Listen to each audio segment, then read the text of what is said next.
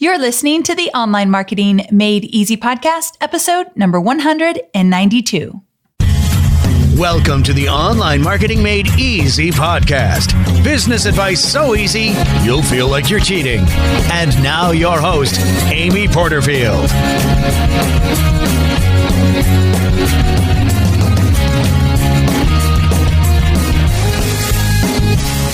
Hey there, welcome back to another episode of the Online Marketing Made Easy podcast. I'm your host, Amy Porterfield, and if you happen to be listening to this episode as it goes live, then Happy New Year. I hope this is your year. I hope you reach every single goal you've set for yourself and for your business.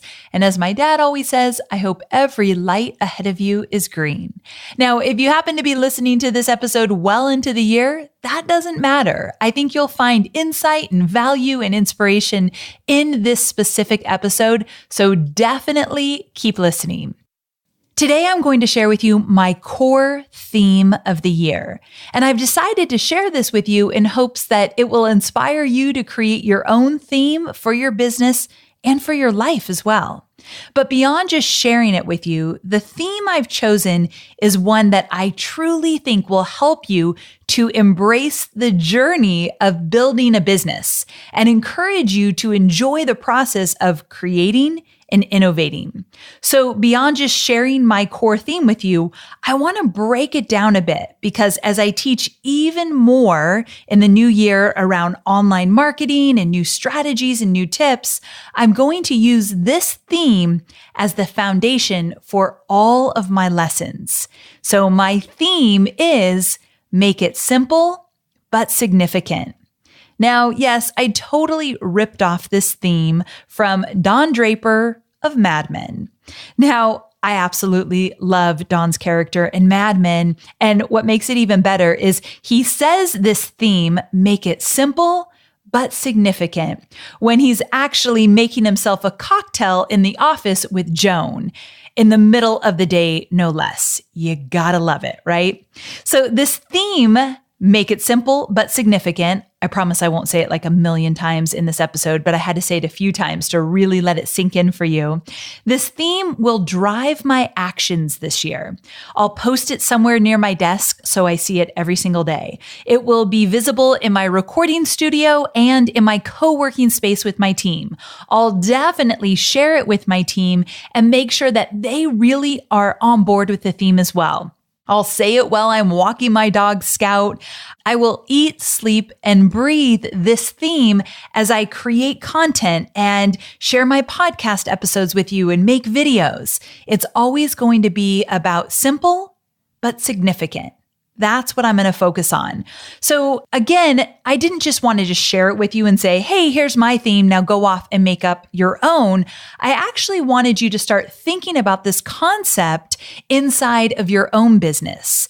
And a lot of the times we don't make it simple as entrepreneurs. So for me, when I hear this theme of simple but significant, here's what it means to me. It means that I'm no longer going to try to do too many things at once. And instead, I'm going to be very intentional about all the different projects that get put on our calendar as a team. It also means that I'm not going to let too many things fight for my attention because I know if I have a bunch of plates spinning in the air, my mind just cannot focus. So if I simplify, that's not going to happen as much in the new year. Also, it means making a genuine impact. That's where this whole idea of significant comes in. One that is honest and real and vulnerable. One that really speaks to my audience. It may not speak to everybody, but it really speaks to those that genuinely are learning from me. And it means getting real and always seeing consistent results in the work that I do in my own business and those of my students. It means working on the right things, simple but significant. And it also means that I'm seeing transformation happen, whether that means seeing it in you, my students, my listeners, or seeing that transformation in me as well. But I know if I simplify and really zero in on what will make the impact, that is where I'm going to find my happy place. That is where I'm going to make the biggest impact. So I wanted to share with you what it means to me. And as you create your own theme, and maybe you've already done this, when you create your theme for your business for the year, and I think everybody should do this, I think it's important that you're able to talk about it in the way that I just shared with you. Like, what does that theme you created mean to you? Why is it important? What does it mean to your audience and those that are going to learn from you? So today, I thought I would share my theme with you, which I've done, but also what I'm calling my 3 V's, like the letter V, like Volkswagen, the 3 V's. And these are 3 ways I'm going to embody this theme over the year with the hopes that I can be an example to all of you. I'll go first. I'll show you what it looks like. I'll use it in my business, and then I'll share it with you throughout the year. And again, my hope is that it will inspire you and move you forward in the direction that you want to go. So let's go ahead and dive in. So the first way I'm going to make sure I implement my theme of being simple but significant is by being the visionary in my business. And I want to talk to you about this one because it's a little bit embarrassing in terms of how I found out that I wasn't really showing up as the visionary. So here's what happened. I was flying to New York to go speak at James Wedmore's mastermind. So I was going to speak there in New York. And I also wanted to kind of be a fly on the wall because I'm always curious about that mastermind. I love what he's doing, so I wanted to be a part of it. And I also was bringing my project manager, Chloe, with me to New York. I wanted her to experience a mastermind. She had never done so before. So I thought it would be a great opportunity. So here we are on the plane. And Chloe passes me a few pieces of paper and she said, I want you to take these quizzes. And when she did this, this was at a time that we were starting to hire more so in our team and we were really figuring out the roles. So she passes me these assessments in the aisle because I booked the travel and this is why I shouldn't book travel. Every time I book travel, I mess something up. I booked it under my maiden name, which was very bizarre. I don't know how that happened. And we were seating nowhere near each other. So I really screwed up. So she had to come into my aisle and give me this little quiz that she wanted me to take. The quiz was actually from the book Rocket Fuel, and it was a rocket fuel assessment. So I highly recommend this book. And there were 2 quizzes, actually. One was for what Rocket Fuel calls an integrator, which I would call a project manager position.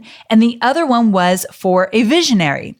So I actually took both quizzes because Chloe thought it would be fun just to see where I fell on the spectrum of both, because she knows I really like a project management role. Like if I were to go work for somebody else, I'd be a great project manager.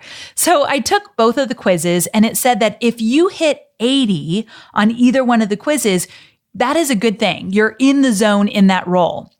Well, truth be told, I didn't hit 80 on either of them. I hit a 70 something on the integrator and a 60 something on the visionary role. And I looked at this and I kind of just had to laugh. And I said, I'm not even surprised because no wonder I'm actually not scoring exceptionally high on either because I have my foot in both. And truth be told, I'm more comfortable in that integrator role. But that's not my role. I hired Chloe to do that in my business. So I should not be spending too much time there. So it was a huge eye opener for me. And in that moment, I said to myself, I am going to become the visionary of my business. And I wanted to share with you a little bit about what that means to me. So I started to journal about this literally on the plane to New York. And this is what I wrote. I said, to me, a visionary is someone who dreams big, someone who is not afraid of taking risks, someone who is open-minded, always learning, always taking in new ideas and figuring out how they might work in their own setting or their own environment, someone who is an influencer, someone who definitely inspires. And to me, I think of a visionary on my team in the way that I inspire every one of my team members. And I've got to do that by being a good communicator as well, because I communicate the direction that we're going and the whole why behind it, why we're going there and why it's important. And I think a good visionary keeps the end in mind. They're always looking forward, never looking back, and they know where they are going. And when I looked at this list, I thought, I can see myself sometimes showing up that way, but definitely not all the time. And the reason why it's not all the time is because sometimes I get in the weeds of my business and I start working on projects and become so narrow-minded on a slide deck or so narrow-minded on one email that's going out that it just crushes my creativity. And so I started to think about who would I look at as a really great example of someone who has amazing vision. Now, don't laugh at me because this is a little bit cliche, but I think Oprah has amazing vision. So this is what Forbes said about Oprah. Forbes said, Oprah's people strategy is simple. She invests in top talent, seeks out smart mentors, values her customer, and consistently nourishes each relationship. And when I read that, I was reminded that a visionary also builds relationships, whether it be relationships on the team, relationships with customers and clients, relationships with other influencers. So that was another one that I added to that list. So when I'm thinking about Oprah, to me, it's her mix of business sense, taking care of her viewers or her customers, and relationship building that makes her truly amazing. Plus, she's not afraid to take risks. I mean, she's a perfect example. She's got the O network that never even existed just a few years back when she had a talk show. Maybe that was many years back. It feels like yesterday that she had a talk show, but she's completely reinvented herself.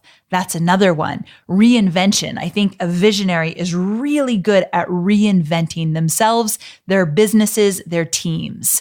And so when I think about all that, I get excited. You could probably hear it in my voice, but I want to ask you, are you being a visionary in your business? If you own the business, if it is yours, whether you are the personal brand or not, that doesn't matter. But if it is your business, I see it as your role. In most cases, 99% of the situations, you would be the visionary. And I want to know, are you showing up that way? And if you're not too sure, be really honest when you take that rocket fuel assessment, because I kind of wanted to score a little bit higher when I answered each individual question. But if I was being brutally honest, then I wasn't scoring very high on any of the questions, hence why I didn't score high overall. So just be really honest.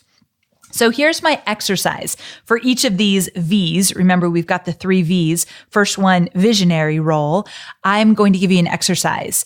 And I want you to start thinking about, one, who is your visionary role model, and think about what makes them that type of mentor or role model to you. And the second thing is I want you to define for yourself what makes you a visionary. Who do you need to be, or who are you today? So you might say, I'm an innovator, or I am an influencer, or I am a connector. But I think you should journal just like I did to get really clear about what it means to show up as a visionary in your own business. So that's the first V as it relates to me really implementing my core theme of simple but significant throughout the year. Okay, moving on to the second V. Remember, we've got the 3 V's. The second V is vulnerable. And specifically, it's be more vulnerable in your business. Now, truth be told, I've always tried to be vulnerable and open and honest in all that I do in my business. But at times it didn't really come naturally to me. I want to show up as professional and like I have it all together, and I want to be your leader in this online marketing world that you're navigating. But at the same time, I want to be real. So one of my really big attempts to invite you in and really show you a different side of me was episode number 179, The Real Truth Why I Hate Video. Hint, it's my weight. That was the official title. But if you heard it, you know that I got pretty vulnerable in that episode. I mean, sometimes I still cringe thinking about it. However, I'm so glad that I did it. So I felt like I had to do that episode to really show you all sides of me, but I actually didn't realize that it would affect other people's lives profoundly in many ways. So I got to tell you a quick story.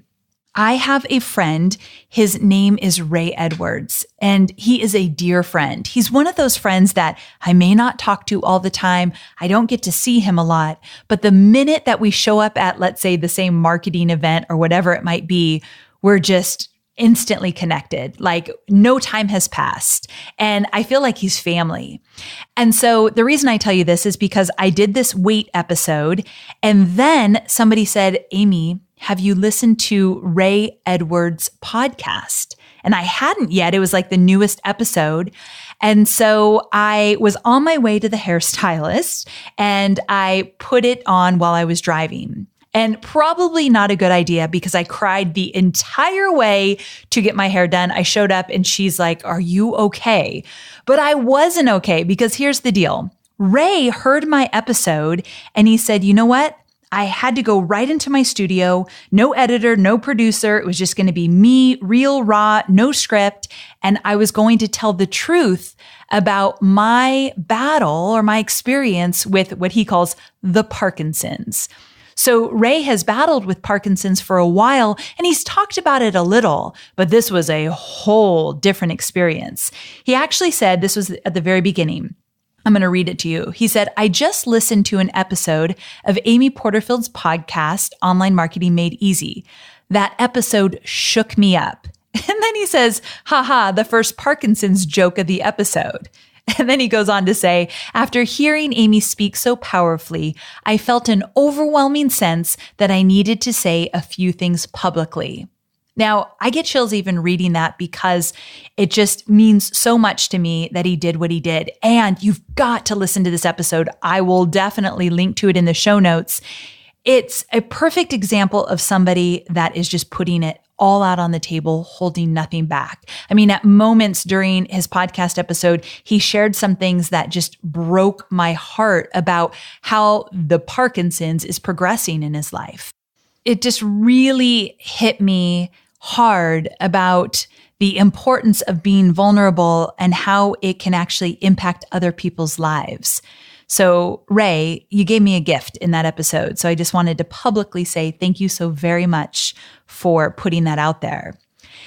And so if we go back to the core theme of simple but significant, it gets really complicated when you start to become someone you're not as an online business owner and personality. It's easy to lose yourself when you're building an online business. And there's many reasons why that could happen, and we won't get into all of that right now. But I will say that social media makes it really hard. We all want to look like we've got it together. I know I do. We all want to look like things are running really smoothly. And my fear is if I show you guys the messy side of things too often, you'll think that I'm not a good leader. Or you'll think that if Amy doesn't have it all together, then why would we want to spend money and buy her courses? Because she's a hot mess over there. So these are the things that, like, when I'm being really dramatic, this is what goes through my mind. But if I'm going to commit to being significant, but keeping things really simple, I've got to show up as myself. I cannot put on airs and I cannot be someone I'm not. So you'll see me do that more and more in the coming year because I really do believe it's an important part of enjoying the business that you're creating and connecting with people on a real, honest level. So there you have it. That is the second V, be more vulnerable in your business. And I want to give you an exercise. So imagine what you could do if you were more open and honest in your life, whether it be your personal life or in your business life. And imagine if you were more willing to share. And I want to give you a mission. I want you to push yourself. As we get into the new year, or if you're listening to this late into the year, I want you to think about, how can I show up more like myself in my videos, in my podcast, in my social media, in the courses I create, in the webinars that I do? How can I be more me authentically? And how can I use that to impact other people's lives? Think about it. Where's one area where you could be more vulnerable right now?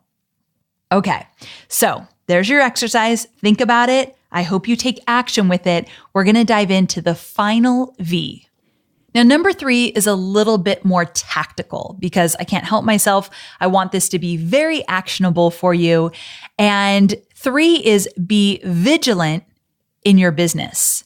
Now, in episode number 183, I put together an entire promotional planning process for you. I called it the New Year Planning episode, but you can use it at any time when you're planning your promotional calendar inside your business. So part of that process was a step called Map It Out. So maybe you remember this, maybe you don't, that's okay. But the Map It Out process was where you are actually writing inside of a calendar all of your promotions and any time you need to lead up to the promotion or any white space you need between promotions. You are supposed to calendar it all out. Now, I have a feeling that many of you did some of the planning process, but probably many of you didn't actually go to the calendar and map it all out. If you did, get up, do a little happy dance. I'm very proud that you did so. But if you haven't, this is the opportunity to really push yourself, because I want to make sure that if you look at the next 6 months of the year, no matter where you are in the year, look at the next 6 months and have you already put on the calendar the time that you are going to create whatever it is that you want to sell, the time that you need to review everything and make sure it's all working properly before you launch, the time you're actually launching, and after that, the time that you need to deliver whatever it is you sold. Is all of that on the calendar? If not, your exercise is to go back to episode 183, maybe re-listen to it or listen to it for the first time and plan out your next 6 months from start to finish. Don't skip any of the steps and really make sure that you're vigilant in terms of mapping it out on the calendar. Because if it's not on the calendar, I'm going to bet it's not going to happen. Harsh, I know, but it is very, very true. I've seen it in my own business as well. So what do the next 6 months look like? Is it on the calendar? Not just, hey, I'm going to promote in February, but do you have the actual dates mapped out? Have you talked about how you're going to promote? Have you looked at how much time you need to ramp up in order to promote and how much time you need to create whatever it is you're going to sell? I want you to think about all of that. I know that feels a little bit heavy, but this is how we promote. This is how we do business. This is how you create campaigns. You've got to think about all these different elements and then get them on the calendar. So there you have it. Thank you so very much for letting me share my own theme for the year. Heck, if you like it, you could definitely steal it since I actually stole it from Don Draper. But one more time, make it simple, but significant. And again, those 3 V's that go along with that. Number 1, be the visionary in your own business. Number 2, be more vulnerable in your business. And heck, in your own personal life. That's a good life lesson, right? And number 3, be vigilant in your business. The 3 V's that hopefully will inspire you and encourage you to keep innovating in your business and keep doing the stuff that is really making an impact. Here's my wish for you. My wish for you is that you absolutely fall in love with the projects that you're working on for this new year. And you fall in love with not only your business and your projects, but your team and your clients and those you serve. I recently did a podcast episode all around getting more specific in your niche. And I interviewed a woman, her name is Danelle German, She's the cat groomer. If you follow along in my podcast, you know who I'm talking about. And I loved that she said, at one point in my business, I just lost that love and feeling and I had to get it back. And if that's where you are at right now, you've got to find a way to get it back. And I think creating a theme will help you do that. You'll remember why you're doing, what your mission is, and who you serve. I also hope that this is the year that you find your voice and you show up vulnerable more often than not, and that you lead with confidence and conviction. That's truly my wish for you. So thank you so very much for listening. I cannot wait to connect with you again next week. And in next week's episode, number 193, we are talking about a question I get asked all the time. And that is, Amy, should I join a mastermind? And if so, how do I know which one to join? And I did an episode about masterminds over a year ago, but I want to approach it in a different way because the questions still keep coming up. So I cannot wait to talk about masterminds and if you should join one in the next episode. I'll see you next week. Bye for now.